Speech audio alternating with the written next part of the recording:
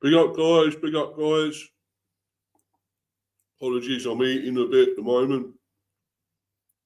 And I will also apologise for this being so late. It was supposed to be earlier.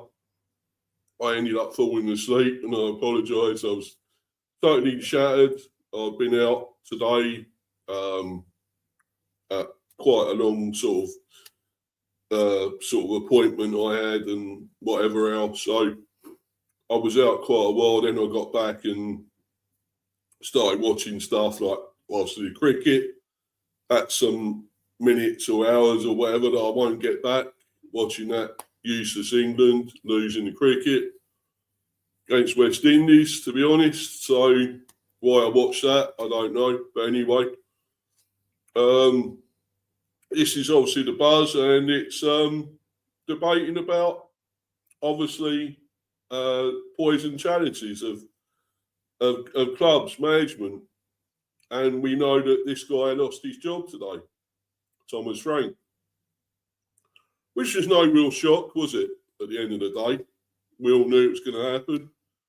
It's probably just a question of when, and it was too much that they kept losing in the Premier. He was doing well in Europe. Maybe he's a European manager. If we got to Europe under him, we would have done all right in Europe, wouldn't we? But we all knew he moved on and wanted to move on. But were Tottenham always the right fit for him? I don't think they were. I think he made a total mistake. He didn't think about this enough and went there and paid the price going to Tottenham. Because it's the history of the Tottenham, isn't it? The history of the Tottenham. It's Spursy being Spursy, as usual. And, you know, this was always going to happen. This was always on the cards. I've got a few comments anyway, which I'll go through before I get into this. Yeah, be up to you, Warren. Yes, they all are poison chalices, yeah. I think you're right. You're right, buddy. Exactly. Most of these are these big clubs, aren't they? Let's be honest. You take it on at your own risk, and he took it on at his risk at Spurs, and we all see what happened there. And I think it got to him as well. He started looking a bit older, I thought, from what I see at Brentford. I thought it was getting to him, the pressure. Let's be honest, I'm not even sure Spurs really wanted him in the first place. So the fans, I mean, the club itself obviously wanted him. You know, they see something. Well, he was quality. He was a great manager for us, let's be honest. 9 years at Brentford. So, yeah, I mean, he's great. He was a great manager for us, no doubt about it. And, you know, I'll always appreciate what he done for us. And you know, I think he was amazing. So I always thought that. And, you know, but once he's moved on, he's moved on. And, I mean, the question would be, if for any reason we decide to want to try and get him back here, I think that'd be wrong. Because what would that say to Keith Andrews, that we bring this guy back? And would he even want to come back now? I mean, let's be honest. And would we accept him back? Would all our fans accept this guy back at the Bees? And I'm not so sure. I don't think I probably would, because he decided to go. Once you go, as the saying goes, you made your bed, you lie in it. And that's what he's done. And they always say as well, you never go back. You never go back to, you know, it's not wise to go back. And I don't think he would anyway. So if it were to be the case, I'd have him possibly make manager with Andrews as his assistant. I would do it that way. But I can't see that happening anyway. I mean, why would we want to get him back? I can't see that. But anyway, as it says there, why Frank at Tottenham was a gamble that ended in bitter failure. Exactly. It was a gamble. And it did end in failure. Be up to you, Luca. Hope you're well, buddy. Steph, be up to you, my dear. Frankie, my dear, I don't give a damn. Be up, Steve. Yeah, be up to you. Hope you're well, my dear.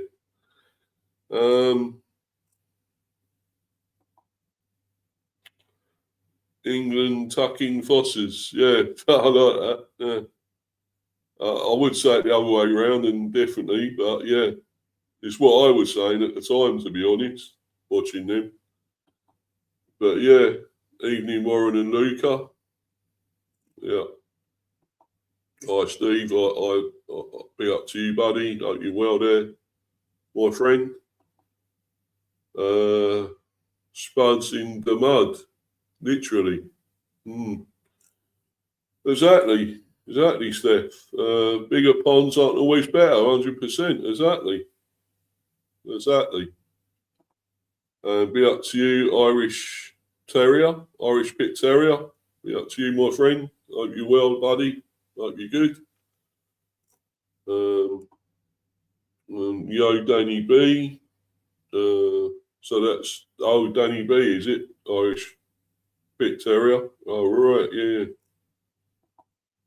Yeah, Stephanie, yeah. Frank might go to Palace next season with Glazer going. Yeah. Possibly. I don't know. I would say he may go abroad. I mean, he probably should have gone abroad in the first place, really, let's be honest. And I think it would have been better for him. Probably a lower league team in somewhere like Germany or something like that. You know, Spain, maybe a lower league team there somewhere, or another team there that would be, you know, a decent, maybe in the top or you know, second division or something somewhere.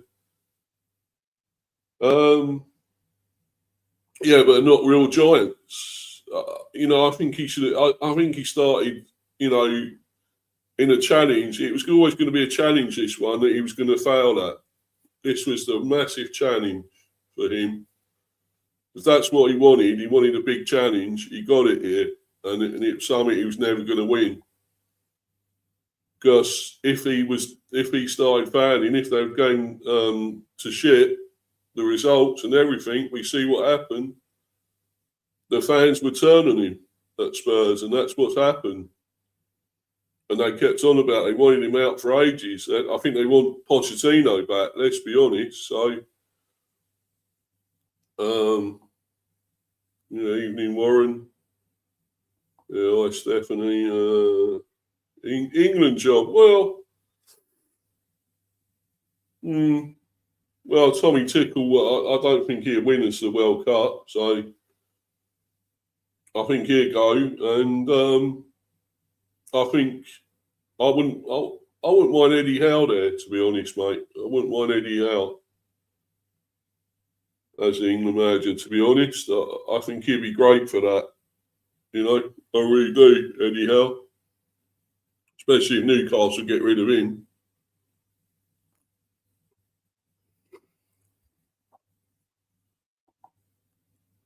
Frank seems to have lost the dressing room a few weeks back. Yeah, I think he did, Steph, and I think he had done it quite a while back, as you say, because all that business with holding the Arsenal Cup as well, the Arsenal mug that he had.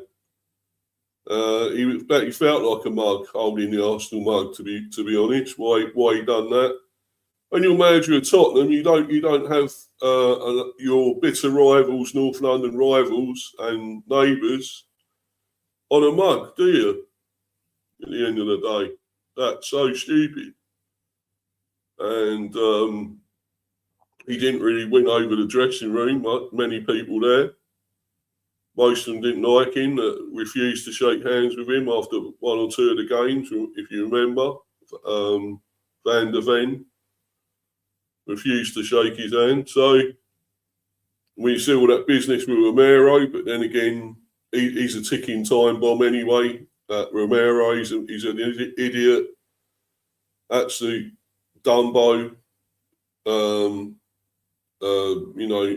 Volcano waiting to explode all the time, and it was always likely for him to be sent off. He'd do that under any manager, though. Let's be honest. So,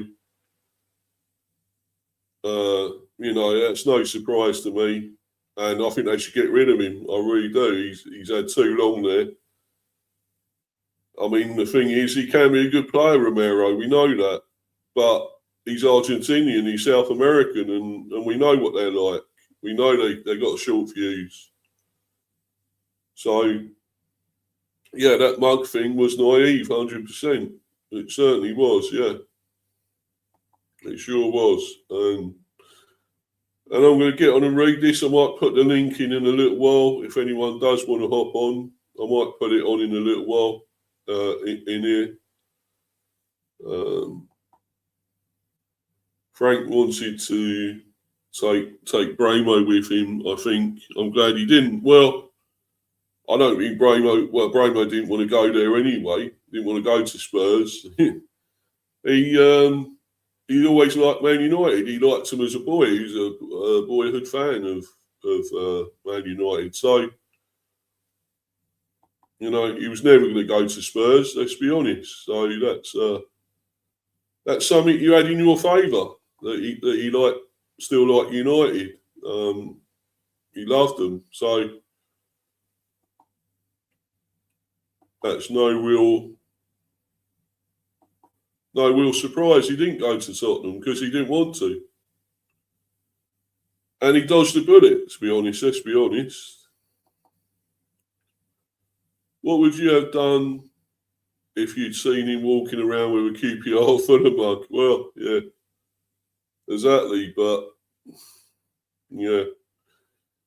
I don't know why he done that. I don't know if it's a brain fart or whatever, or I think it was also the fault of somebody that gave it to him, that give him the mug in the first place with a drink in it, with a coffee or whatever it was inside.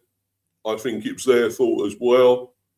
But then again, you look at it, wouldn't you? You look at the mug, and if it says something on it that shouldn't be on it, for a team that you got your hottest, closest rivals and neighbours with their logo and name on there, what do? You wouldn't be drinking out of it, would you? You'd throw it away. You'd get rid of it straight away. So yeah, well, I don't think that would have ever happened at Brentford, with what you're saying there, Warren. I don't think that would have happened. So, yeah, it's gross incompetency at the end of the day. Right, so I am putting a link in there. The link is there. If anyone does want to come in, want to hop on. I won't be on here really long, because there is obviously football on tonight. So I won't be on here too long, to be honest. So I started late than I wanted to anyway. So I probably won't be on here that long.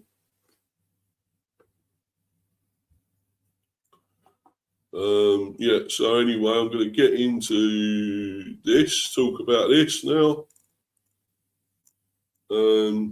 Thomas Frank's appointment as Tottenham head coach was a gamble by both parties. It was a gamble that failed, ending in a storm of toxicity. Frank left behind the stability and structure that underpinned his superb work at Brentford for the chaos of Spurs. In place of the bedrock of Brentford owner Matthew Benham and director of football Phil Giles, Frank stepped into a high-stakes environment where even winning the Europa League, Spurs' first trophy in 17 years, did not spare predecessor Ange Postecoglou the sack. Spurs, in turn, were employing a head coach who had operated away from the sort of harsh spotlight and high expectations that awaited him in his new job. It was an ill-starred alliance, and Frank quickly found himself out of his depth. This has been a joyless, miserable spell characterised by constant hostility, aimed in Frank's direction by the vast majority of Spurs supporters, who decided very quickly he was not the man for them or the job he was required to do. Frank's dismissal will be a bit of disappointment for the popular, personable Dane, who earned his opportunity at Spurs by taking Brentford into the Premier League and keeping them there for 4 seasons. Frank's Spurs identity. Frank took over a side that finished 17th in the Premier League last season, having lost 22 games in the process. They won the Europa League, but the true measure of a side is league position, and by that metric, Frank inherited a mediocre squad.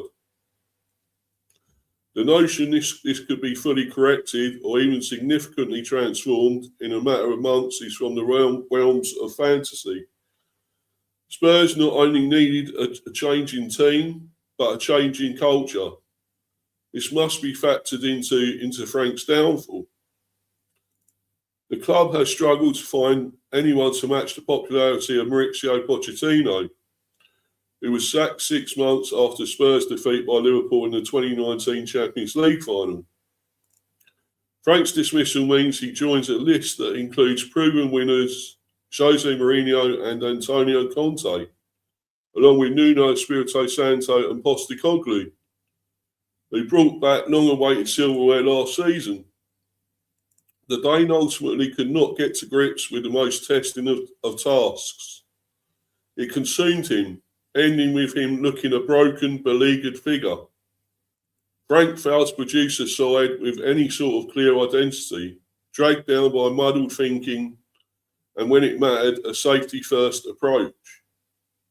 When the history of Frank's time at Spurs is written, defeats at home by Chelsea and at Arsenal in the North London derby would assume nothing close to notoriety.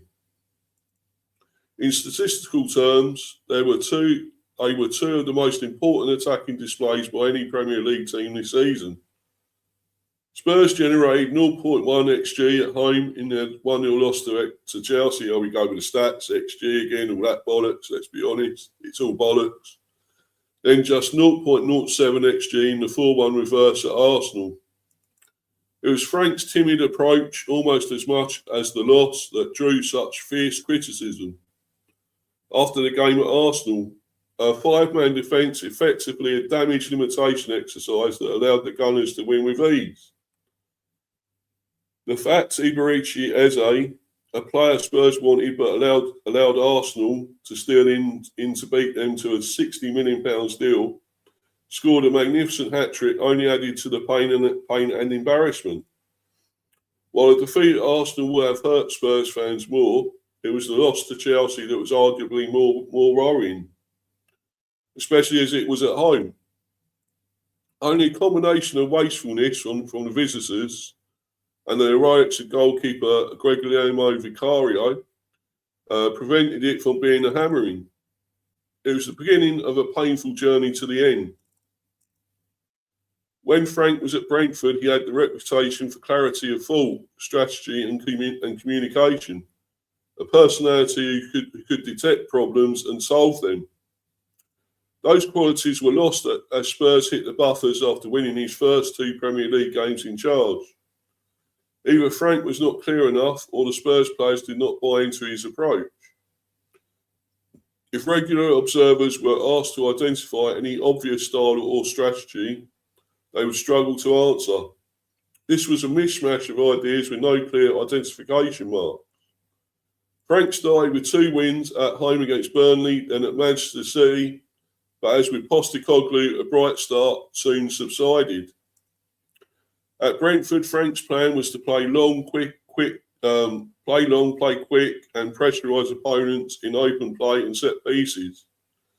there was quality too, with forwards such as Ivan Toney, Brian Bramo and Johan Visser.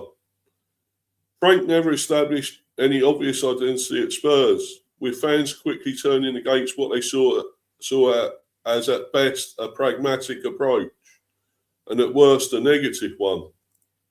Fans and on many occasions players either failed to understand Frank's strategy or believe in it, with the head coach himself sometimes looking shocked at the manner of Spurs unravelling. One of Frank's first acts was to name Christian Romero as captain in succession to Son Heung-min. It was an ill-judged decision to hand the armband to the Argentine World Cup winner. Too often he has been a liability on the field, exactly. At times a red card waiting to happen, and off the pitch with loose-lipped statements. The former was proven in red cards against Liverpool and at Manchester United. The latter in two outbursts against the club's hierarchy, the first effectively accusing them of lying in a later edited Instagram post, then saying the lack of available players was disgraceful. It did Frank more harm than good. Failed Eze deal and injuries hit Frank's plans. For all the failings on the pitch, Frank did not enjoy the best of fortunes when it came to players available to him. Injuries denied him the chance to use some of his most influential performers. And there was also the departure of the iconic Son. Another major blow came when the club let the potential signing of Eze drag on so long that Arsenal seized the opportunity to hijack his move from Crystal Palace. Spurs also thought they had the £60 million deal to sign Nottingham Forest's gifted midfielder Morgan Gibbs-White, with a medical tentatively penciled in, but Forest owner Evangelos Marinakis begged to differ, and the saga ended with the player signing a new deal. In Eze and Gibbs-White, Spurs could have acquired match winners who might have proved priceless to Frank. Dejan Kulusevski, one of Spurs' most dangerous game changers, never played a minute under Frank because of surgery on a patella injury sustained last season. England midfielder James Maddison had been in and out under Postecoglou, but his hopes of making an impact under Frank disappeared when he tore his anterior cruciate ligament, so ACL basically, as we all know, in a pre-season friendly against Newcastle in June. Dominic Solanke, the side's £60 million spearhead, was also missing for months after an operation on an ankle injury. And while Mohamed Kudus, a £55 million signing from West Ham, and Richarlison also suffered long-term injuries. While Frank was unable to find solutions, there is no question those absences were damaging. Frank failed to connect with fans. Former chairman Daniel Levy was a permanent lightning rod for the anger of Spurs fans when he departed in September. It was welcomed by the majority, but left Frank more in the firing line, and with the shield removed. Frank was justifiably a hugely popular figure at Brentford, not just for his success on the field, but the close connection he forged with supporters. The sight of him leading his players on a post-game lap of honour became familiar, and he would acknowledge faces he recognised in the crowd, which is true. He certainly did.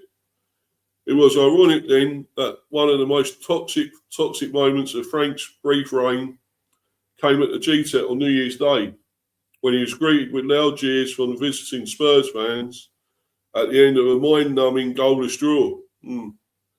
It was not so easy to forge close bonds in a vast state-of-the-art arena housing more than 61,000 supporters. They have to be forged by results which did not come, winning just 2 of 13 home league games.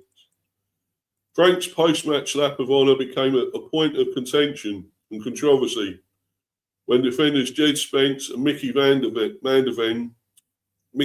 Ven brushed past him and refused to take part after the defeat at home in Chelsea, though they later apologised. So they didn't shake his hand or anything. Even if they were angry with fans, the manner in which they brusquely dismissed Frank's wishes sent out poor signals, raising doubts about his level of control. For all Spence's contrition, the manager again faced awkward questions about his defenders' reaction to being substituted during the dismal 3-0 loss at Nottingham Forest. There's been a miserable, joyless reign. Too often games ended in discontent, a disconnect noted by the club. Frank certainly never felt the need to publicly criticise his own supporters at Brentford, a move that rarely ends well. But after a defeat by Fulham, he declared the booing of goalkeeper Vicario unacceptable and not the actions of true Spurs supporters. To do so, even to only a section of the crowd, was a high-risk strategy.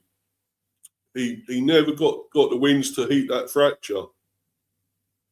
Frank's reign also proved to be unwittingly accident-prone, as we already mentioned it, as when he was caught on camera unwittingly drinking out of an Arsenal cup before the defeat at Bournemouth in January. A small matter not of Frank's doing, but led to him being lampooned by Gunners fans, with memes depicting the Spurs boss relaxing in Arsenal pyjamas while sitting on a red and white club duvet. Frank's honesty, upbeat demeanour and results meant he was idolised at Brentford. It was the polar opposite at Spurs. Time and patience, precious commodities at Brentford, were in short supply, not just from the post-Levy power brokers, but from fans who simply never warmed to Frank and who were unconvinced by his pedigree and methods. There was no doubt many Spurs supporters felt Frank was not up to the job from the start. His solid grounding at a smaller club in Brentford, not in their eyes. The background required to wrestle with the unwieldy beast in North London. Frank needed to make an instant impact to dispel the doubts. He was unable to do so. Exactly. Well, there you go. That is why he failed. The whole story there. Be up to you, Rich. Hope you're well there, buddy. Hope you're good. Yeah, hi all. Who do Spurs get now? Well, that is the question, isn't it? I mean, I'm not totally bothered who they get. I'd love to see them go down, to be honest, but you know, I'm sure they probably won't. But I don't know who they're going to get as manager. I really don't know. I don't think they'd go back for Ange. I mean, I don't think Ange would want to go back to them. I'd tell them to F off, to be honest, if that was me. If they wanted Ange back, well, no. I mean, there's talk about Pochettino, wasn't there? There's also, I will put this up. And talk about this guy as he's linked with the job. And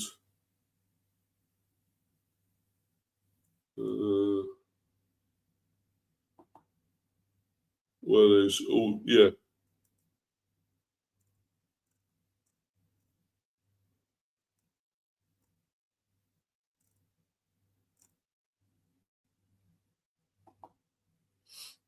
Is this obviously Pochettino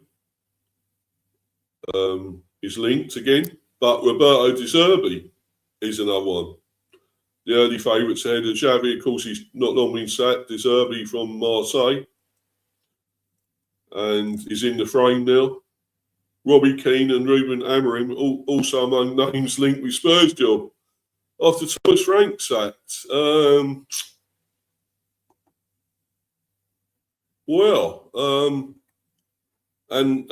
I see Rich is on here. I'll bring him on. I'll see what he thinks about that with Amorim. Do you think he should go to Tottenham? Ruben Amorim there, Rich. I was doing a stream today, and I just said that there's a lot of Manchester United fans that I don't know. They still they kind of feel like they've got more time. Not necessarily my view, but no, I don't see he's got the experience that someone that Spurs should go for. I did actually think after watching Spurs recently that they're in a serious relegation fight, so that they need to get the appointment right. I think that it's at the moment you'd say, yeah, they should stay up fine, but they're not far above West Ham. West Ham are a good team, gave us a really tough game. Yeah. Thanks. I think, honestly, I don't think there's a lot of difference between Spurs, Leeds, Forest, West Ham. There's not much between these teams, and Spurs got a lot of European games. I thought with Thomas Frank, I was going to say, I spoke to a load of Spurs fans before the Spurs game with United, and feedback I got was that they just didn't like his approach. They didn't like the football. They didn't like it was too defensive for them. And I just thought, okay, fair enough. I don't think the Spurs fans liked him, and that was a factor. The fact the results were bad, it felt like a matter of time, didn't it? You know how you look at it and think they're going to sack him at some point, and I was just thinking, yeah, it's going to happen. It's the least surprising sacking, isn't it? Really. Yeah. Who's a good option though? I was actually thinking that there's going to be a lot of people linked, and like some of the lists you got there, like Zerbi, Glasner, Marco Silva. There's loads of people that are always talked about with the Man United job as well. And I would say, like De Zerbi's talked about quite a lot. He could be a good option. I think they just need to get someone in like Poch could be a good option. I think he clashed with Levy, so maybe he could go there. But I don't know. I think when you go past those, like Southgate's not going to go there. Ruben Amorim, I think Ruben Amorim would be insane. I think he'd struggle and get them relegated, to be honest. Yeah. He was nearly done that with you lot, to be honest, didn't he? So I think you're happy to get rid of him in the end. I don't know. Do you think it's an attractive job? Like, cause looking at football at the moment, like Spurs are, they're a reasonable sized club, aren't they? They're not like Man City, United, Chelsea, etc. But they're like a top table team should be. They got a reasonable amount of resources, spent a lot of money, got really good stadium. I don't know. It feels like it should be an attractive job. I'm just wondering whether, with like some of the situations, like Pep might leave, and Manchester United looking for a new manager probably, and then potential other clubs looking, like PSG might be looking for a new manager if their manager leaves. So if Spurs offered you a job now, do you hold out for a better one, or do you think let's take it? I think for some of the people on that list, if I'm Oliver Glasner, I think it's probably a good job. Like you're going to have a bit more money than you do at Crystal Palace. You're in London already. I think he would take it. De Zerbi, I don't know. There's links to United, which maybe like would Poch go back there? I don't know. It's difficult, isn't it? Because you look at some of these managers, they just keep going around. Like Poch has been there. He's been to like PSG. He's been to like a few places already. I don't know who would be the option. Zavi's not going to go there, is he? After Barcelona, I wouldn't have thought. No, I wouldn't have thought so. But this was. How do you feel then? Are you happy Thomas Frank messed up? Well, I do feel a little bit for him, Rich, to be honest, because I think he's a great man and a very good manager for us. Was it 9 years he was with us? Took us up to that's a long time, isn't it? I think, to be fair though, if you're going to get an offer from Spurs, then Thomas Frank is going to go, isn't he? And he was at Brentford a long time, so I can see. I think he's a good manager as well. I can't really put my finger on what's gone wrong with Spurs. I thought it was a big gamble going there, to be honest, mate. I really did. And obviously it's one that has found the gamble has failed and he's gone. And I thought it was going to be too big for him, obviously, and it was. It's a poison chalice. It's Spursy, isn't it? All over the history of the Tottenham, basically. And whoever goes there, it's going to be a poison chalice for them. And He was officially the worst Spurs manager. It says there as well. With a win rate of 27%. Wow, that's dreadful. Yeah. You know how like the stats regarding Manchester United and Amarin that we had. I think if you look at Ole Gunnar Solskjaer, I think David Moyes, Van Gaal, Mourinho. Who else do we have? I think that the percentage win rate was always within. They were so close. They were like, okay, obviously they all went down near the end, but they're all about 52 to 54. And then Ruben Amorim was 31. He was like way worse than any other manager we've had. What Ten Hag? What early Ten Hag? He was about 54. Like they're all about 54%. Like the difference between Ten Hag, Ole Gunnar Solskjaer, Mourinho, in terms of like their time at the club, they're almost all within like 2% of each other. But I think with Erik Ten Hag, he had a very good first season, finished third, very high win rate, and then it got worse and worse and worse. Like he finished, I think we were 7th or 8th, like his last season. And I think with Ole Gunnar Solskjaer, he finished top 4 twice, and then he was in 6th when he got sacked. So the win rate was actually quite good. It's only Ruben Amorim that had a win rate that was just nowhere near. But 27%, it's like dreadful, isn't it? For like Spurs, you win 1 in 4. It's and they bought a lot of players at the club. They spent quite a lot of money. Yeah, and not very good, was it? They wasted money, most of them. I mean, a lot of people saying, "Oh, Arsenal wasted a lot of their money." Well, look at what Spurs did. You know, they got nothing, did they? I mean, that was terrible. Who they brought in? I mean, Kudus, I thought was a good player. He weren't bad at West Ham. Maybe he was done a success at Spurs, or maybe I don't know how many of the others done that well. Tell, who's Matthias Tell? Never heard of him. Came in. Who else did they get? Solanke. One great season at Bournemouth, you could say, getting goals. Yes, Solanke's like a nightmare because he scored in like about 4 games against us in a row. But they had Xavi Simons, who a couple of people. Do you remember G-Wolf on my channel? G-Wolf was saying we should get Xavi Simons instead of Mbeumo, and I was like, "You mad? Like if you're not seeing Mbeumo, I think it's like he was quite expensive." Kind of doing all right, he's doing quite well, Simons. He's doing pretty well. Mathis Tel was like struggling to get in the Bayern Munich team, and he was linked to us. They got Mathis Tel on loan for 6 months. Then they decided to buy him, but he didn't do anything. Because do you remember when Rashford went to Aston Villa? Oh yeah. Then we were linked to Mathis. We were linked to Mathis Tel as a replacement, and in the end, Spurs took him on loan. But he didn't do anything at all for the rest of the season. And when they bought him, I was just thinking, wow, because as fans, we were looking at it thinking, should we replace Rashford? Like we should get somebody in. And we didn't get Mathis Tel, and we were like, oh, our owners are cheap. And then we looked at Mathis Tel at Spurs and thought, okay, actually he's pretty crap. He hasn't done anything. And then when they bought him, we're just thinking, why are they buying him? It's just, so I don't know. I don't think there's an easy answer with Spurs. I think they bought average players that don't make a great team. And they've looked bad for ages, like really bad. Yeah, exactly. Well, as it says here, I think their problems go deeper than his being there as manager. But their problems are much deeper than that, which I believe they are. Because whoever goes there has got to take that on, and you know it's going to be hard for anyone as a manager to go and and sort this lot out. Surely, they got big problems, haven't they? They look like we did a couple of years ago before we started. Like I think our squad looks in a better place now, but it does take a lot of time to change things around. So, I'm not surprised. Is that the win rate? Yeah, different. Yeah, Redknapp 49%, Villas-Boas 54%, Sherwood 59%, Pochettino 56%, Mourinho 47%. Nuno 50, Conte 57, Postecoglou 41, and then Frank 27.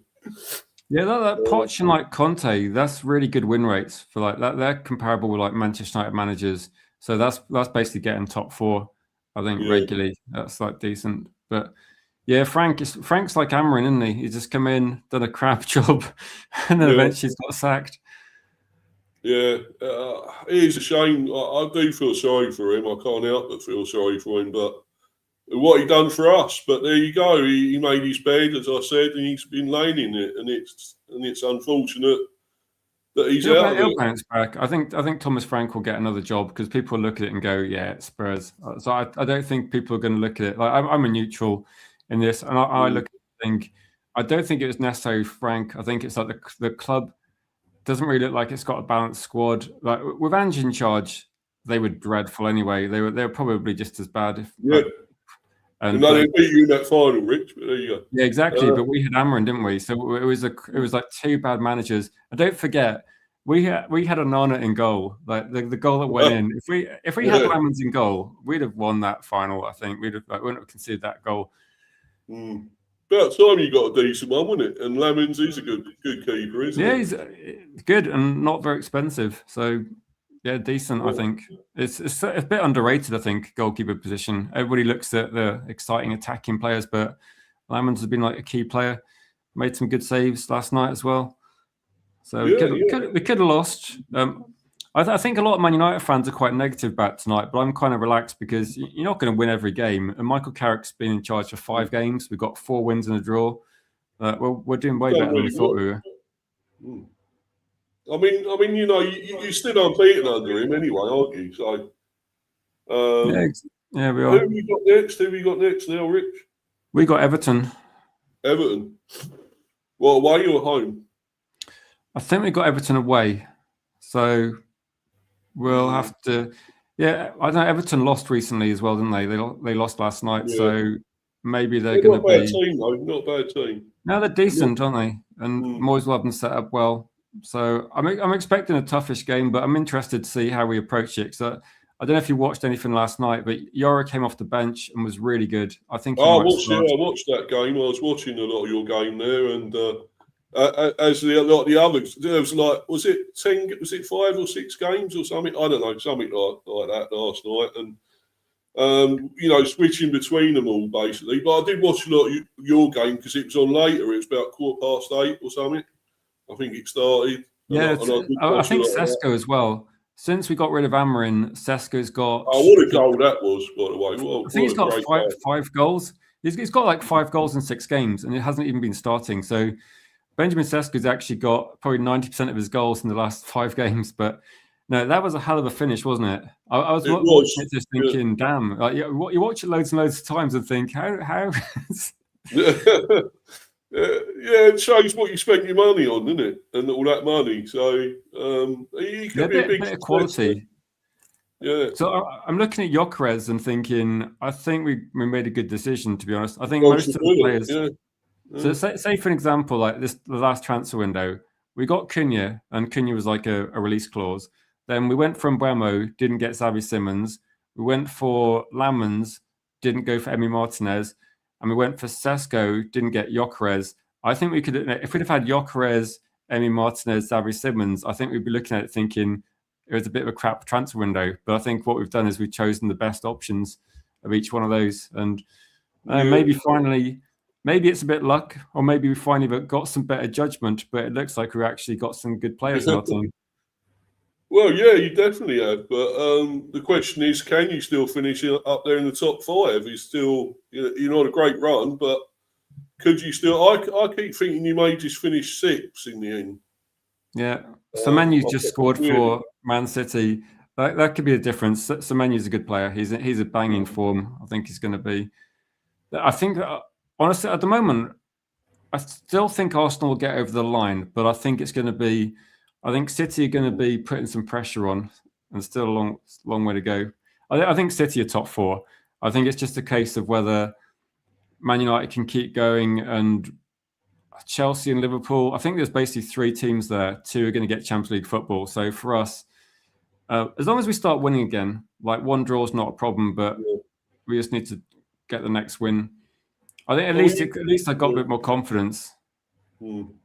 You're going to fall off eventually, though, Rich. You're going to drop off eventually, aren't you? So, I think 6 would be pretty good from where you started. How you were under Amarim, and I think that'd be a good finish for you, 6, wouldn't it? And at least I said like a month ago. Actually, no. At the very start of the season, I said I think our squad should get Europa League football. I think so I looked at it and thought Mbeumo. Okay, a lot of people thought I was talking nonsense, which I don't mind. But I thought I looked at that and thought, okay, we've got some good players in there. We should get like Europa League.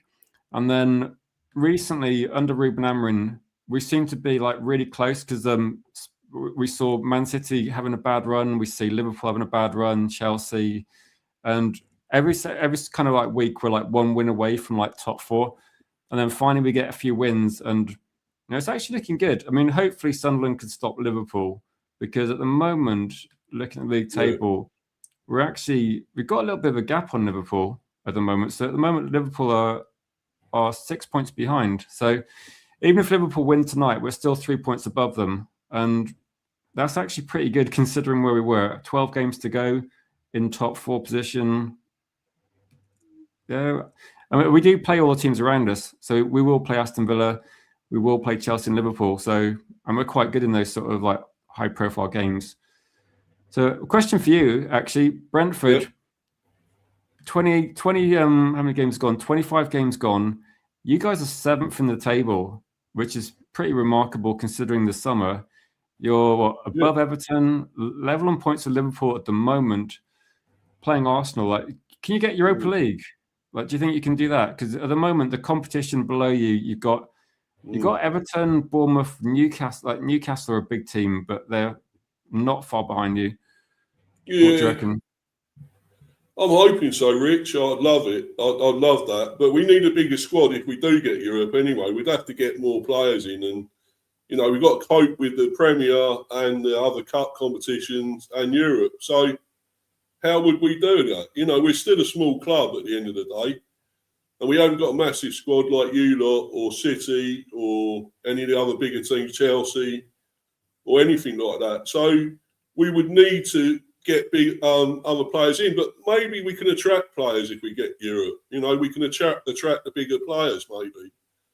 So I think so. I think it's always difficult, isn't it? You probably have to get a bit more depth. The same as us, though. If we got Champions League or Europa League, we'd have to get a bit more depth. But I think that, to be honest, like the main, I've said this loads of times that I should get it on a T-shirt. But I've always said with Man United, at least like if we can fix the first team first, like we got a stable base, and I think we have got a good first team. But if you look at the bench, the difference between United, Arsenal, Liverpool, and Chelsea is that their bench is like 5, 6, 7 international players, whereas our bench is maybe you got like say Seska was on the bench last night, but then you got Xerxes, and after that it's just a lot of academy players or defenders, and we don't really have the bench we used to have, and that's the difference. Like Arsenal against us, we won that game, but Arsenal put on like 4 subs, didn't they? They put 4 attacking subs that are all mid-20s Premier League experience attacking players, and we were like, oh shit, okay, let's hope we can see this out. Yeah, look at the options they got. Yeah. I think that's the difference though, because like Dorgu gets injured, and that's it. Like no one comes in to replace Dorgu. We just don't have Dorgu. If Bruno Fernandes gets injured, no one comes in. We just have to figure it out. But I don't know. Our owners are a bit stupid regarding planning, but you'd feel that Champions League football would kind of force it a little bit. I don't know. The main thing is I'm enjoying the football at the moment, so I feel a bit relaxed about that. Yeah, you must be happier now, your fans, with the way it's going. So, how long have we known each other? Because I can't remember. It must be like a few years. Oh, I don't know, mate. I don't know. About 3 or 4 years, I guess. Would it be something like that? Because I didn't go on your channel till fairly late, till when I started on here. Because I'd say for me, this is probably the best we played for at least a few years. Like, I'm trying to think. Erik ten Hag was at Manchester United for 2.5 seasons, and then Amorim for 1 and a bit seasons. So I think this is probably the last 6 months of Oli wasn't great, obviously, because of what happened, and the Ragnick era was a disaster. But a year before that, I would say that was kind of the last time we were playing football that was at least like this, attacking, exciting. We drew with West Ham, but at least we actually looked like we were going to try and get something out of the game. Whereas 6 months ago, we'd have probably just lost 2-0. because we'd have probably been really boring. We'd have been hit on the counter attack, and then we'd have gone right where we have like no shots or something.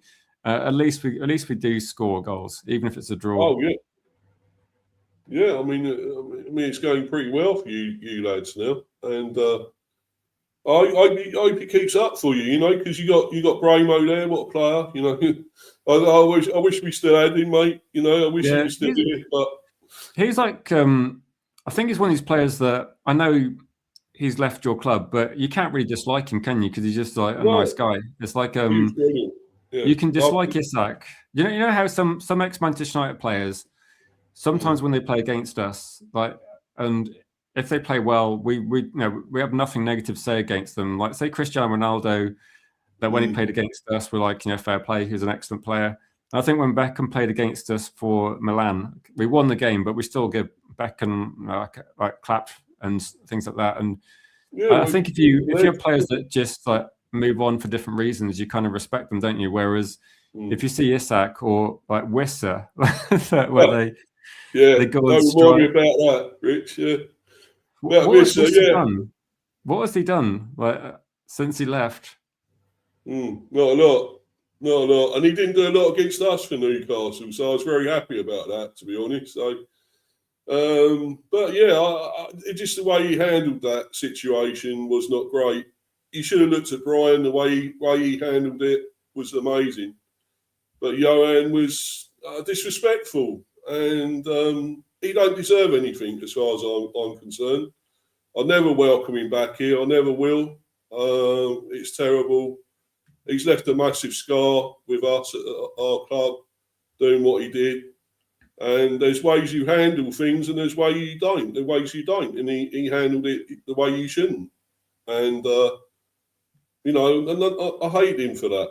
So, but Brian, we'd always be respectful of Brian. We always cheer him, clap him, or whatever. He always took time out to talk to everyone when he was here in training or whatever. Whenever he came to the ground, he always took time to have photos, autographs, anything. He was a great guy, absolutely. Yeah, it just sounds like a good guy. That when you see him talk, he just wants to play football to the best of his ability. He just seems like a self-motivated, professional, decent guy. And I just think that's why I was saying that it'd be great to get him. And when it took ages to sign him, there was literally nothing. Like, and Mbeumo was going, if I don't sign, I'll play for Brentford. It's all cool. And we were like, whereas you look at the Gyökeres situation, and it was like Gyökeres is going to go on strike. Gyökeres is like angry with the chairman, and I was like, "What is going? This is like crazy, isn't it? It's so crazy." Yeah, there's some you can tell have got great reputations, great attitudes, and some that haven't. And you always find them out who are the better people and the better blokes at the end of it than they're not. So, but yeah, I thought he was great. Obviously, Norgard went. I thought he was a great bloke as well. Another nice guy, and he went to Arsenal, of course. Wasn't happy with that, but there you go. He was our captain for so long, and very good player. So it was a shame. We lost some good players again, but we always replace them, and that's a good thing. We can actually replace them all the time.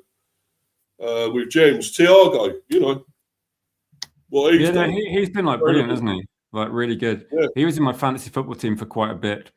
Early in this, I would say at one point in the season, and I think I put João Pedro in because Chelsea had a run of easy games. But no, he's one where I think it's just like almost like you take out the best player from Brentford and you just find another one.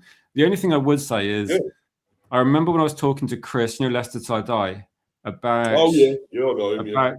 Say they just won the title, I think, or maybe they'd won a title a couple of years ago, and we were basically, it might have been the year they won the FA Cup, and we were talking. And I said, the only thing is, like, they were talking about, okay, we sold Maguire to you guys, it cost this much money. And I was saying, the only problem is, like, you won the Premier League, you sold Mahrez, and you sold Kante, who were excellent players. And then you sell Maguire, okay, you sell all these other players, Tielemans go. And the thing is, like, you're selling players for great money. The problem is, you need to get good players in as well. Like, it's one thing, like, you've won the league, but it seemed that they didn't have the ambition, like not Chris, but the clubs. It looked like they were cashing in on some of these players, and I just thought, well, if you do that, at some point it's not sustainable and you start struggling. And I'm generally a bit surprised with Brentford because you've sold some really good players and you've just found other ones. And it is difficult because you can have the best scouting in the world. There's no guarantee you can replace these guys. And at the moment, it's working so well, isn't it? So I don't know. If I was a Brentford fan, I would be thinking, right, don't sell Thiago. Like, you might sell Thiago and find another gem, but at some point it won't work out. Like, it is a bit risky. It's working well so far, but at some point it won't. But maybe buy 3 or 4 players just to make sure with like the Mbeumo money or something. But well, I think if we have to get into Europe, Rich, we need to keep our best players still, and we can't be selling them. We can't sell Sharda, we can't sell Thiago, can't sell Damsgaard. You know, all those sort of players we've got to keep hold of. You know, to get into there, I think that's, and then do well in Europe. We need to keep our best players. We can't keep selling. And I think if we do that, I think we do well. I think we could easily get probably 7th, at least 8th or something. Well, 8th wouldn't be Europe, would it? But I don't know. Would it be Europe in 8th? I'm not sure actually. Like 5 is Champions League because of the coefficient thing, I believe. So I guess that you've got 2 Europa League places after that, and then you've got Conference League. Yeah, I'd take Conference over because I mean we can't do well in the Champions League. There's no chance of doing anything in the Champions League. So Europa League and Conference are probably the easier ones. So I would take one of those, at least Conference probably. So, but we see we've got to wait and see. There's still a long way to go, isn't there? So. Conference could be quite fun actually. If you get in the conference league, you're going to play like such random teams that we never heard of. And when I saw like Chelsea, who was it that won it? West Ham won it. And you look at some of the teams they're playing against; they're just like complete random teams we've never heard of. And why not? You probably got an actual decent chance of winning it. Like looking at the Premier League clubs in Europe, you probably got, if you get into the Conference League Cup, you could win it and have a European trophy. Oh yeah. Well, I'd love a trophy. Any sort of trophy for us would be great, mate. You know. Would you take a big hit in the league? Do you remember when West Ham won the Conference Cup? They almost got relegated because would you be happy? Would you be happy if you finished 16th but won a cup, like won a European trophy? Yeah, if we were still in the Premier, yeah, I'd still be happy because I want to stay here while we're here. I don't want us to go down now. 5 seasons, why should we want to go down? So I think let's stay there, consolidate a bit still, and then if we can get a trophy, we get Europe, we'll be happy, So I think there's stuff to go for. That there's stuff to achieve for us. You got to like almost when West Ham won that trophy before, that was just before Declan Rice left. Sometimes it feels like it's your year, doesn't it? Like Crystal Palace won the FA Cup, and now their team's been completely broken up, and it's going to be like they'll have nothing left next season. And you think with Brentford that if you can get into Europe, just try and keep a few of your best players with you, because it might be like you never know, do you? In football, it could be a golden era. This could be like Brentford's golden era. So you want to try and, if you've got a chance of getting a cup, then it is difficult, isn't it? Because like the best teams, even like Arsenal, haven't won anything for 5 years. So it's difficult actually winning a trophy. Looks like City are winning tonight. It's 3-0. Oh, is it 3-0 now? It was 2-0 at one stage. Yeah. Yeah, he scored again. Haaland, didn't he? Yeah. Haaland's just a machine, and Semenyo's got an assist and the goal. Yeah, Haaland, not surprised really. But actually, that 3-0 against Fulham are decent. I think this is probably worrying times for Arsenal fans. I was surprised there. Well, I mean, it's City though, but I mean, still Fulham are a good team, but they're 3-0 up. So, do you remember the fixture that Fulham played City? Probably about just before, around about Christmas time. Because I was just thinking now that I think City were winning 5-0, and Fulham came back to make it 5-4, something like that. Yeah. So that was some game, wasn't it? Yeah. I'm not predicting that, but you never know. Like Fulham could improve, but 3-0 down at the Etihad, I don't know. It's going to be difficult. looking at their team though, like Semenyo, Haaland, Foden, Cherki, Ryan Diaz, Mamouche, they got a good team. I think they got better attack than Arsenal. I think that was the big thing for them. Getting Gahey was the big one for them, to be able to get him in to help their defence, because their defence was pretty poor, wasn't it, for a while? City. Yeah, it was dreadful, wasn't it? You know, I think that's helped them. So, yeah, definitely. We played them, and Donnarumma kept them in the game for like most of it, with loads of good saves. What a keeper he is, isn't he? He's a top class keeper, mate. You know, I think you were linked with him for a while, weren't you? Quite a while as well. So. Yeah, I think he gets paid over 300k a week, and we were trying to keep the wage bill down. So I don't know. I'm happy with Lamans. I think he is a really good keeper, but I think Donnarumma is just one of these players that it seems like he's been playing forever, because he started when he was so young. I mean, he's only 25, isn't he, or 26, Donnarumma, but it feels like he should be about 40. Yeah, he looks a bit older, but there we go. I mean, but no, he's a top keeper, and you know, that was another great signing for them, along with Gahey, as you say, Semenyo. They signed some really great players, and they strengthened with that. And I think they could easily catch Arsenal. Arsenal slip up. You know, I think they could do it and beat them and win it again. So. You know, it's possible. I think Villa are there or thereabouts, but I don't think they'll win it. I think they may just get second above Arsenal. That's what I'm going. I think City, Villa, then Arsenal. I'm going for. You know, this season. Already, you think Arsenal will finish third? Yeah, I really. If Arsenal finish third, okay. I don't normally say this about managers at the top of the table, but if Arsenal finish third, they're going to have to consider. Is Arteta possibly the problem? Like, I'm not. You see where I'm coming from, don't you? You see, like, if they can't get over the line in this season, then will they ever get over the line? That would be my question. I know Arsenal fans will probably be angry anyway. Like, there's a lot of anger about Arteta, but from a neutral point of view, I would have to say, if you can't win the league this season, are you ever going to do it? Because City will be much better next year. So will Liverpool. I don't think Arsenal win the title next season. I think this has got to be the year they do it. Yeah, the thing is, you think, well, what a great big squad they got. A great squad. You look at it there in the team, and you think they should be winning it with that team they've got. But it's the manager. The manager is the real problem. He's too arrogant. He tries to do things different. He's like another Pep. He thinks he's like Pep, and all these strange decisions out of position, playing at different places, different areas of the pitch, and it doesn't work out. And he keeps doing it, and that will be his undoing, and Arsenal's undoing yet again, I think, at the end of the day. So that's what I reckon. They'll just bottle it again because of him, really. You know, Strand Larsen, he was at Wolves, wasn't he? He's got two, hasn't he? Yeah. I was thinking that did he score for Wolves this season? Because he's gone to Crystal Palace. Yeah. He's got 2 goals. And I was just thinking, yeah, good buy for Palace, actually. Good. I wasn't sure. I thought he might be shit. And I didn't think much of him at Wolves, but yeah, he's doing all right there. So could be a good signing. They needed. I thought Mateta was going to go there, leave there, didn't you? He was going to leave Palace.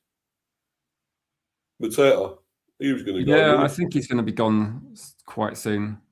Would you have had him? I mean, I'm not so sure about him. I don't think he was that great. Mateta myself. I'm not sure. I think he's like okay, but I don't know. I think for United, let me just have a quick look at Mateta. I think for United, we're probably aiming for the highest possible quality. How old is Mateta? So he's 28. I don't know. I don't think Man United would be getting players like. I don't think we're going to spend big on players that are that age. I think like Sesko's 23. He's good, but I suppose like Crystal Palace, maybe Mateta would have been the player to get a few years ago, but I don't think United are going to spend on a 28-year-old. We're tending to look younger because if it doesn't work out, you got some resale value. But you got the better attacking players there. You got Sesko, you got Bramo, Cunha, all great attackers. So you know, you're doing okay there anyway. You wouldn't need anyone else probably at the moment. No, he's done all right for Palace though. Like, done okay recently. He's got 16 goals, 14 goals, and he's on 8 at the moment. So he's done all right. I just don't think he is the best. Well, I think nothing wrong with him, but I don't think United need to spend big on someone like Mateta. We've already got. He wouldn't start in our first 11, so I'd buy a midfielder if I was going to spend big money. Yeah, definitely. I see Sunderland and Liverpool started as well, so that's not long kicked off. So see what if there's a few goals there, maybe. But I think Sunderland could beat Liverpool. You know, Rich, I really do. There's something wrong with Liverpool this season, isn't there? Yeah, really you can't really trust them, can you? No, but I mean the other day against City, I mean, that Szoboszlai goal was superb. What a goal that was! Incredible goal. But that VAR thing as well, with the disallowing the third goal, I just don't get that at all. That was disgusting. I think VAR has taken over the refereeing now. I think it's just got bad. It's got worse. The referees are no longer in control. That's what I reckon. But it's not good. But yeah, I think Liverpool are not the team they were. I'm not sure they're even getting the top 5. I don't know. Could they? Could they still get that? Top 6? Don't know. Yeah, this is a tough game, isn't it? It'd be if like we're seeing Man City that they're going to win comfortably. Aston Villa at the moment are dropping points. If they don't win that game, then it's going to be a bit of a blow to Liverpool. They could gain points on us and Chelsea. Yeah. Then I think just have a look at the table. They're 6 points behind. They probably need to win really. They're 4 points behind Chelsea. They've only won one of the last 6, so they kind of need to get going. Then their next games actually are not too bad. They've got Forest, they've got West Ham, they've got Wolves. So Liverpool actually should pick up a few points in the next few games. They got then they got Spurs, Brighton. They haven't got anyone difficult for a while. They got a good run actually. Liverpool, like March, April should be good for them. Oh yeah, it should be. But they got Brighton in the FA Cup. Yeah, hopefully Sunderland do something. I don't know. Apart from like Brentford, then who are the teams you don't want to see do well?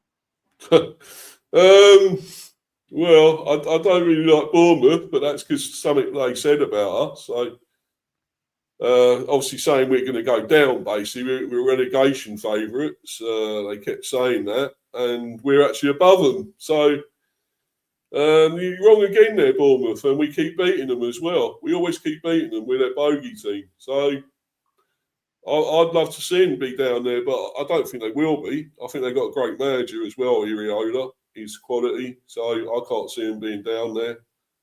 But who else? I don't really like Forest either. I thought we should have beaten them, but with Dyche as manager, it was always going to be tough. But we lost to them as well, so they could still go down though. I think West Ham will probably get out of that. I really do, and it'll either be Forest or even Spurs going down. It could be. So yeah, that would be kind of funny, wouldn't it? Can you imagine Spurs? I think Leeds will stay up. I think they're doing quite well. I think there's something there with Farker. He seems to get results there with them. So they drew last night. Was it Chelsea? I think 2-2. So the team that I'm kind of thinking might go down, although they've actually picked up results recently, is.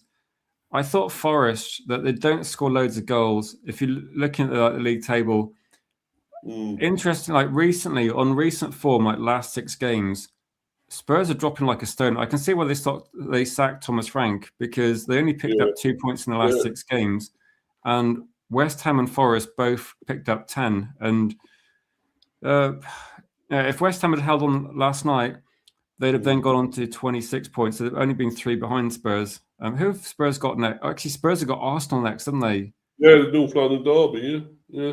They got Arsenal, then they got Fulham, Crystal Palace, and Liverpool. That's actually quite tough run of games. It is. Don't look good for them, really, does it, Rich? To be honest, but I think whoever comes in there has got a really tough job. I really do. I mean, they're talking about De Zerbi probably. I don't know. Do you think he done it right? I mean, he's quite good with Brighton, I suppose, De Zerbi, when he was manager there. Yeah, he did quite well. He's just been at Marseille, hasn't he? And yeah, just left there. So yeah, I think he's been linked to Man United, but I don't know. I'm a bit 50-50. Yeah, Burnley got a goal back, I see, against Palace. So, but yeah, I mean, yeah, I don't know, mate. I mean, whoever goes there, as I said on there, it's a poison chalice, whatever. I mean, you could say that with your club, whoever's managed there. It's been very difficult. Once you've had Fergie, you've had to replace him with somebody. Moyes didn't work out when he first came, did he? And, No, he changed too much. I think Moyes didn't do very well, but Van Gaal. You've had who else was it? Mourinho. I think Mourinho is probably one of your good managers. Yeah, he picked up. I think with some of these, like say, Van Gaal picked up the FA Cup.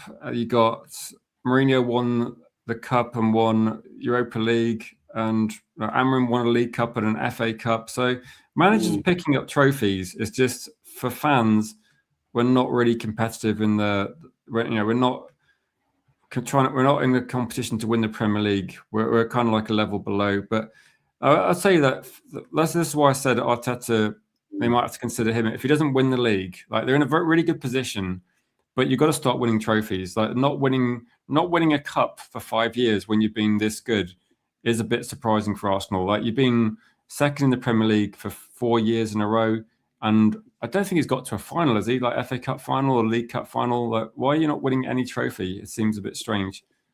It is strange, yeah. I mean, you say you should win the Premier this season, but I don't think that's a formality. I think they're going to bottle it, and as I say, I think they may just finish third. So, if they finish below Villa, he's got to go. Exactly. He might have finished below Emery. How much longer do you give this guy in the job if he can't win anything? You know, it's just mad, isn't it? I mean, you had Wenger there for so long, and then they had Emery. Oh, I thought Emery he's a great manager. We know he's a great manager, what he's doing at Villa and so forth, and what he'd done before them as well. So, you know, I think they should have kept him, but you know, went with Arteta, and was it 6 years now? I think he's been there. And what's he won? Not much. I think he won one FA Cup in 6 years, and 2 dinner plates. Yeah, that's it. Yeah. So, you know, really, if he doesn't win nothing this season, he's got to go, hasn't he? I mean, how can they say he's going to get a new contract or whatever else? And that'd be mad. That'd be absolutely mad if they keep him on there. You know, a lot of Arsenal fans love to see him go, you know. The die-hard fans, I think, don't want him there. So, but Burnley equalised now. Crystal Palace 2, Burnley 2 goals in 4 minutes. Anthony, yeah, I mean, he was over here somewhere else at one stage playing, wasn't he, Anthony? I'm trying to think, was it Birmingham or something? I think he was out before. Yeah, I think Burnley are done. Like they're 11 points behind Forest, but I don't know where Crystal Palace. Crystal Palace. They should. They're going down. They're a bit down there as well, aren't they? They're going down. There. I can't believe how low Spurs are when you look at the league table. It is literally relegation form. 29 points, 26 games. I don't know. Who do you want to get relegated? If you could pick one out of Leeds, Spurs, Forest, West Ham. Oh, to be honest, I'd love to see Spurs go down, Rich. I really would. And it'd be their own fault. Look at what they're doing, you know, all these managers, the way they've treated Frank and Postecoglou as well. The way they treated him after winning them a trophy, you know. You at least think they'd give him a season or two, you know, after that, innit? You know, winning that trophy. First one they'd won for so many years. You know, it's I don't know, it's mad, and they probably deserve to go down. And I don't think they probably will though. It'll probably be something like Forest or maybe West Ham, but I just think West Ham may just get out of it somehow. But maybe Forest, because as you say, I just think, you know, Dice usually keeps teams up, but this time it might not do. You got that chairman, he's a bit of a prat as well, a bit of an arsehole. Yeah, he's not. So It's kind of difficult, isn't it? Well, it's pretty difficult to. I suppose it's pretty difficult to say who's going to go down at the moment, because if Forest have, say Forest, they're right down there. But if you look at the last 5 games, the Nottingham Forest have 2 wins, 2 draws. You know, they're picking up points, and West Ham actually 3-2 Burnley. Really? Yeah. Damn. Yeah. I mean, Burnley are like, we've only had 3 wins all season. I don't know where this is coming from, but they haven't won for, I don't know when they last won actually. But surely it's game, like they can't claw this back from like, well, they got 16 points from 26 games. They surely can't get out of it. But it kind of makes, I do actually, I like it if, no, I'd like it if West Ham get another win or 2, because it makes it interesting. And if Spurs get dragged into it, I don't think Spurs have ever come particularly close to being relegated since I've been watching football. They've had a couple of seasons where they haven't been great. Everton have almost gone down, but Spurs would be the biggest team I've seen relegated, I suppose. Actually, probably West Ham's the biggest team I've seen. West Ham or maybe Villa. Like, Villa have won the European Cup, haven't they? So maybe Aston Villa's the biggest team we've seen relegated, but Spurs would be a big one. I think there'd be a lot of player extras from West Ham if they go down. I think you'll see like Bowen and everyone go. Somerville. I think there's some really good players there as well. I'd love Bowen here at Brentford. I'd have him all day long, and maybe Somerville as well. I think he's very good. So they've got some really good players, really. There, Rich. You know, I know let Paqueta go in the end. I think he wanted out anyway, but you know, I mean, I think they've got some really good ones, and if they do go down, they ain't going to stay, most of them, are they? Really? So, I think a lot of big teams. Would you go for any of their players, Rich? United? Bowen's good, isn't he? He's a quality player. I think there's like another one. Is it Fernandez that talked about? Then I would say for me that of the teams near the bottom, obviously, like with if you're looking at some of the teams near the bottom, I don't know too much about Burnley, so I'd probably roll them out. But West Ham have got some good players. Forest have obviously got Anderson, who's going to go somewhere. I would say out of those teams, Spurs, I don't know. Like, people talk about Van der Ven, but I think they want crazy money, so I don't know. Yeah, I'm not massively a fan of Xavi Simons. I think he's like technically decent, but I don't think it's going to be. I don't think it'd be worth the money he'd cost, and I don't know about other players at Spurs. Kulusevski's a good player, but I don't know whether he costs a lot. I don't know. Yeah, is he a bit injury prone? Like, I don't think Spurs have really got. They had a lot of injury issues this season, which puts me off players. But I don't know. When the team's playing as badly as Spurs are, it kind of makes everyone look rubbish, doesn't it? So it's difficult. Yeah, definitely. Yeah, for sure. But yeah, I don't know. That's it's really hard to tell what's going to happen down there in that relegation. It's very close, and I still think the Premier title's close, as we say. I mean, I think Arsenal can still let this slip. I always think it's going to be them. It's theirs to lose, basically. Arsenal. I know. I think Lucas stopped doing Arsenal content for some reason, but I don't know. It's probably. I said to him like months ago, maybe you should just have 2 channels, because when you have a channel that does MK Dons and Arsenal, it's difficult doing an Arsenal stream when loads of people are watching that are MK Dons fans. So it's the chat goes a bit weird. But Arsenal this season, I think it's that there's lots of stuff going on, so it'd have been quite good to talk about it more for Luca. I mean, if they messed it up, then you can imagine it's going to be really toxic at Arsenal. It's crazy at the best of times. And the thing I don't like with Arsenal, they're so negative this season and dull to watch. You'd think a team at the top of the table will play great, entertaining football, wouldn't you? With all those good players they've got. They don't. When we played against them, they're just like a real, like, for the first 25 minutes, we were just like quite defensive because Arsenal are good, they're going to have the ball, but they're just really dull to watch. It felt like they were just going for corner after corner after corner, and they had about 10 corners. Eventually, they got a goal, but their attacking play, open play, I'd struggle to watch Arsenal every game because I was watching it thinking this is so boring. At least when we played against City, it was a more entertaining game, and there was like City have got better players attacking wise than Arsenal, but I don't know. Do you get the feeling with Arsenal they've got a really solid defense, good midfield? I don't know. Their attack just looks a bit, considering how much money they spend. Their attack doesn't really scare me. It feels like they're just going to be attack. Let's try and win a corner, and then do work their set pick. I just think I don't know.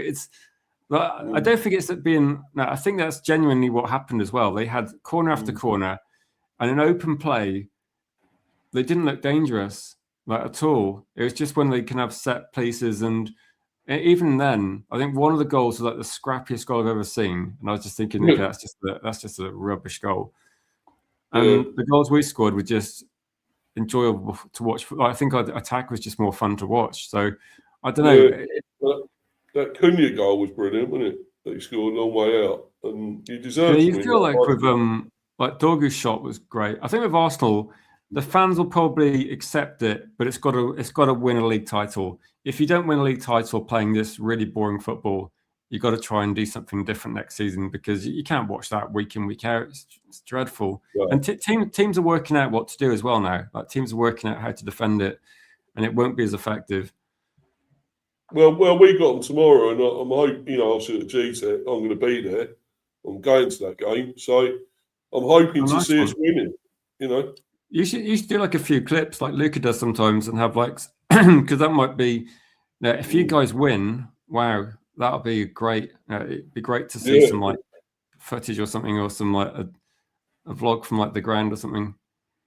Yeah, I don't generally do that though, Rich. I don't know why. I just get so engrossed in the game that I don't like doing all that business with doing the vlogs. Yeah, to be honest, I've not been to a game for a while, but when I went, I felt kind of a bit conscious about, because when you go to that, say for like where I'm from, and you go to watch Manchester United, it's quite exciting to go and watch the team finally play. And I think when I've taken like a couple of photographs, but just ones where you think, okay, take a photo of myself, my parents the first time, or take a photo of me and my wife there, or take a photo, just take a photo of the scoreboard when we beat Liverpool. Just the only thing I've ever done once was I was in the I can't remember which end it was in, because I've been in both ends of the ground. So it's either the Stretford end or the other end behind the goal.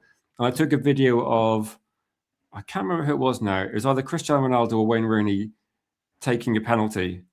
And I just, because I was watching the game, but I just kind of lined up my camera, because this is going back a bit, and just like press record and then just watched it in real time anyway. And they took a corner kick, it hit the goalkeeper, I think, then they just put the rebound in, and everyone's going crazy.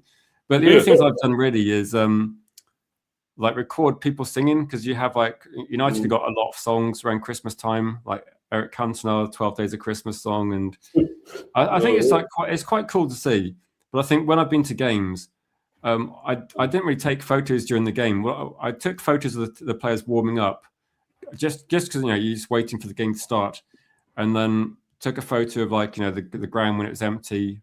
But once the game starts, I'm like you. I just want to watch the game. I think a lot of people don't like people recording that, so I think that might be something as well.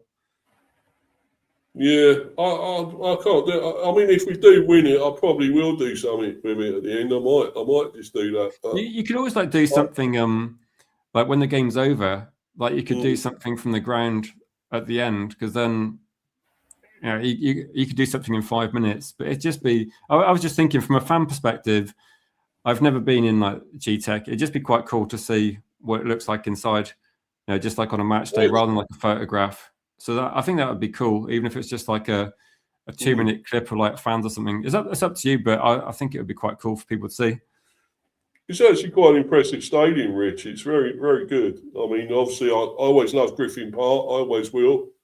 Always hold a place in my heart. That stadium, I loved it so long, so many years there. And going to this one, I mean, it's nice. It's top of the range, and it's very atmospheric. You got the atmospherics in there as well, and it's really lovely. But Griffin Park, all day long, I'd take Griffin Park again. And they knocked it down, unfortunately, now. So it's all gone totally now, Griffin Park. So sad, isn't it, when they knock these old stadiums down? I know. I remember like the was it Roker Park and like the baseball ground, and I think with some of them, like you can understand, like you have to build a bigger stadium, but I don't know. It's a shame, isn't it? I suppose that you grew up with those, and there's some have unique kind of quirkiness about them. I think with United, I don't know. It's just like they want to expand it, and the issue is like if you've been to Old Trafford, the issue is you just got the canal by the side of it, and you got the train tracks, so you just haven't got a lot of space on that way. So I can see the issue here, which is a bit of a pain, but. I never been to Old Trafford, but I mean, you keep saying you see all that stuff with the roof, all the water coming in, and the rat droppings and so forth, and everything. The roof thing isn't. I think the roof thing isn't as bad as they say. But what happens is like when there's like torrential rain, the water runs off somewhere. It's not that it's leaking through the roof all over, but it's just running off. It's like any roof, it's going to go somewhere when you get torrential rain. But the stadium's just old. Like it's a 1950 stadium from just after the war when they rebuilt it. And when I went there the first time so actually I think most of the rebuild stuff happened in the late 90s when they expanded it. And then that's like now going on about say 25, 30 years ago. So the original bit is like even older. It's just dated, isn't it? Like Spurs have got a nice stadium, and you just see that at some point they're going to have to expand it because there's a lot of demand. United should have a big stadium, but you can have a state of the art one, aren't you? I see they're going to build it soon. They're starting to build it, and your stadium. I don't know. Well, it's going to cost a lot of money, isn't it? I think your one. It probably. I think every stadium will cost loads. I suppose with this one is that. Like you're going to have a bigger capacity, potentially up to like 100,000. So eventually it'll make United really profitable. So maybe you're looking at it thinking, do you remember when you used to have FA Cup matches at a neutral ground and you'd always have Old Trafford, like Villa Park was a good one. And for me, you'd say that if United want to get, say, American football games, or you want to get concerts and other things, that if you got a massive stadium, which you could get, because United could fill it, so it would get used. It's not like the City, it's not like the Etihad where they can't fill it. So you would get it used, but also it would give like a good venue in the north, because at the moment you got Wembley in London, and then if you go north, you've got like Liverpool's not the biggest, Everton's not the biggest. You haven't really got anywhere unless you go up to Newcastle. You haven't really got a really big stadium. Like the Old Trafford's big, but it's just not the. It's not nice quality, is it? I suppose. Yeah, I've never been to any of these ones that are sort of like really far away, like North or whatever. I've never been to United, never been to Etihad. I've never been to the what's the other ones up there? Newcastle Ground, St James. Apparently, that's really good, the St James one. But apparently you can go like really, really high. Like someone I know went said that you can get seats. You're pretty much in the sky. I've been to Hillsborough. Hillsborough's actually not, but Hillsborough's quite big, but it's probably too big for Wednesday, if that makes sense. Like it was half empty when United weren't playing. When United were playing, it was full, but it was half empty for a lot of Premier League games.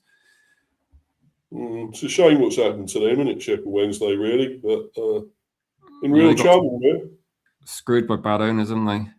Actually, I think Leicester are in a bit of trouble with the points deduction. They're in a relegation fight now in the Championship. But apparently they lost a game recently where they were winning 3-0 and they lost 4-3. And I was like, bloody hell. Chris probably got good numbers for the watch long, but I bet that was probably a bit of a stressful watch. I've been on his channel a couple of times on his streams and that. Yeah, he's top bloke, Chris. But yeah, shame with them, Leicester, because when you see him win that when he won the Premier, and what's happened to him now, it's such a shame, really. So I'm just looking at the Championship out of interest. It looks like Middlesbrough are going to get promoted. Like they're top of the league now. Yeah, no, you still Carrick there. Who is their manager now? I don't know now, but that's pretty impressive. Coventry City is second, with Lampard. They're an old school team, aren't they? But if you look down the table, Leicester are now, bloody hell, Leicester are 21st, 1 place above relegation, but they're level on points with Blackburn Rovers, who are 22nd. Bit of a worrying time. Sheffield Wednesday are rock bottom. I don't know what they got points deduction wise, but they're on -7, so they're effectively relegated already. Definitely. I think I'm going to have to go though, Rich, mate. I'm going to bounce because I've been on here a while now, and no, I thought I'd just come and chat to you because it was no, it's fine, mate. Yeah. You're welcome anytime, Rich. You know that, my friends. Definitely, and it's great to have you on all the time, anytime, mate. And obviously, I'd like to come on yours again at some stage. It would be good. Yeah, I just haven't had time to do like mixed panel stuff for ages, but. No, when United play Brentford, maybe we'll have to do sort something out. But otherwise, when have we got you? Is it next month we got you or something? I can't remember. I'm not sure. Anytime you're around though, then feel free to get in the chat and I'll shout your channel out. I think sometimes it does help. Like people do find channels that way, and if you're streaming, I'll look out for you. Say hello. Yeah, no worries, buddy. Yeah, I'm going to go and watch football anyway as well. So. Yeah, it looks some good matches at the moment. So yeah, I'm running a watch long. If you want to get in the chat on one at the moment for the City game, if you want to say hello. Oh, you're doing the City one? Oh, right. Yeah, I thought I'm doing that as well as chatting to you. Okay, all right. I didn't realise you were doing that, but yeah, mate, I'll have to have a look. And the Burnley one should be quite interesting to watch, to be honest, at the moment. Chalice and Burnley. Yeah. Take it easy, mate. I'll speak to you soon. All right, okay, Rich, take care, my friend. Have a good one. Enjoy your evening. Cheers, mate. Bye. Thanks to him, thanks to Rich coming on. Great channel that as well. RD United, brilliant. RD United TV, go and check his channel out. Brilliant. Massive loads of subs he's got on there and still going upwards. So check that out. Please sub to him. Brilliant top guy, top bloke. And and obviously I will be bouncing very soon because what's this? About 1 hour 32, and I did start talking about the managers. Obviously the sack, Frank getting the sack, of course, as we all know. Prem managers' positions considered poison chalices. Well. I think we've already covered that a little bit as well with Rich there. I mean, his club have had that with their managers, and after Fergie, it was so hard to have another successful manager. But they are getting them now. They have started now. Carrick's done well there now, so maybe it's going to change for them. Chelsea, another one, had a little bit of a poison chalice with that job. Maybe Rossini will turn it around there, like Maresca did win trophies. I mean, whoever's been at United have won trophies, mainly. Whoever's been at Chelsea have won trophies. But even with Spurs, with Big Ange, he won that Europa League. But unfortunately, Frank is never going to win anything with Tottenham, and it was always going to be the way that he was have to go. He'd have to be shown the door, unfortunately. And I hope he gets another job somewhere, though. He deserves a good job, maybe abroad, I think. I don't think he'll come back to the Premier, but you never know. I think he's top guy, great guy, lovely bloke. But Tottenham wasn't for him. It wasn't his job. It wasn't his job for him. It was a gamble. and it proved to be wrong and a mistake. Follow me on Insta at Mr. B for Life 182 and sub to Mr. B Hive Football Chat. Smash those likes. Keep subbing if you're new. Many thanks. I'm still on 210. Please watch that stream we done yesterday, me and Warren. Fantastic stream, the Unprofessionals. Please check that stream out. It's brilliant. I only got like 19, 20 odd views, and I don't know why. It should be more. Go and sub to him. Follow him, Warren, as well. Warren's Team Talk, on his channel. Sub to him, to me, and everyone. Rich there, obviously. Sub to him, and the rest.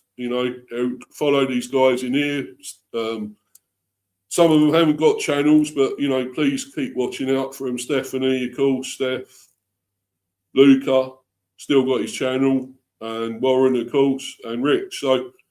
Anyway, guys, hopefully these subs will go back up again now. I'm still on 210. I want 250, the milestone now. But obviously my reaction stream will be, for the Arsenal game will be Friday, because I'll be there tomorrow. I'll be there watching it. So whatever happens, I'm going to have to, I'll do reaction, good or bad. But anyway, guys, I'm going to bounce. It's been a great stream. And till the next one, guys, I'm out of here. Cheers, everyone. Thanks, guys. Cheers. Bye.